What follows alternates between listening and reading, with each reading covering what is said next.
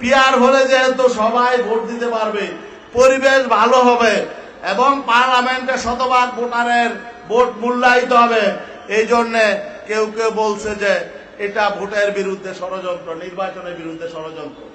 কারণ তারা চাচ্ছে যেন তেন ভাবে একটা নির্বাচন দিয়ে ক্ষমতায় যেতে, সেটাই বা হবে না ইনশাআল্লাহ। আপনারা প্রস্তুত থাকুন, সবাই সবার অধিকার নিয়ে সচেতন থাকুন। ইসলামী আন্দোলন বাংলাদেশ আগামীতে জনগণের সরকার প্রতিষ্ঠা করতে চায়। আরেকটা ঘোষণা দিয়ে যাই, এদের মাথা খারাপ হওয়ার আরেকটা কারণ আছে।